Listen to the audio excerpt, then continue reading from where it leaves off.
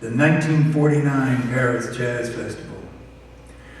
On Friday, May 6, 1949, the American contingent for the festival, those not already on the continent, flew into Paris. This was a day earlier than had been planned by the festival organizers, but that did not seem to bother Tad and his friends. English musician and commentator Steve Race reported that Dameron, Kenny Clark, and company have been sitting in various nightclubs to kill time. You can't keep a good musician away from his instrument. The festival and the following weeks Dameron spent in England give us a rare chance to witness part of his life with an extraordinary degree of detail. Certain British musicians were particularly fascinated with Tad's music, and they have left us with clear accounts of meeting him. One of them was Ivor Morantz, who played guitar in the band of Geraldo. When Morantz arrived in Paris, bassist Barney Spieler, with whom he had been in correspondence, took him to Salle Pleyel, where Spieler was to rehearse with Dameron and the others.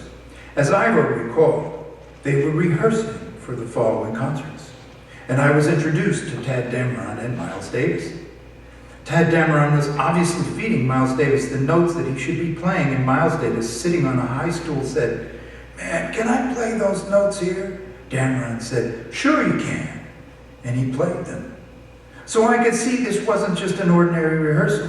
Although it looked just very cool, it was an intensive practice, and I saw the capabilities of Tad Dameron as well as the others.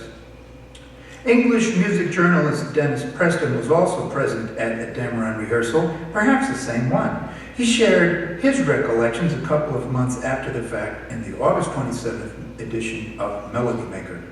Here he is comparing the rehearsal styles of Sidney Bechet, who would run his tunes straight through as if in a performance, with those of Dameron and company.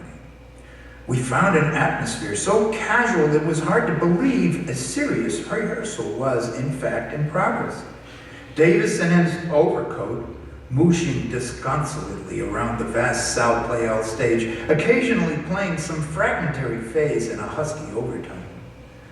Kenny Clark and drums in a far corner working out intricate rhythmic patterns.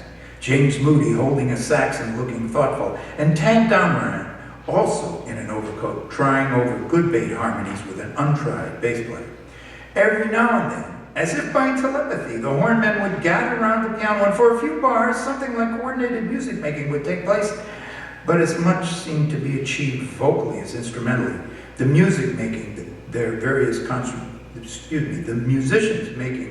contributions to the proceedings with little snatches of bop scat. The next day, Morantz went to visit Tad at his hotel.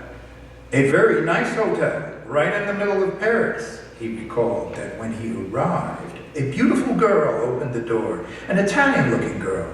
She introduced herself as Margot, and I said, "I wanted to see Tad Dameron." "Oh," she said, "he's in his bath." She took me to the bathroom, and there's Tad Dameron in his bath. He was nude. He was a very languid, sort of upper-class person, very pleasant. I said, "I play in Geraldo's band." He's never heard of Geraldo's band. But I said, "I've got permission to commission you to write some arrangements for him, including Our Delight."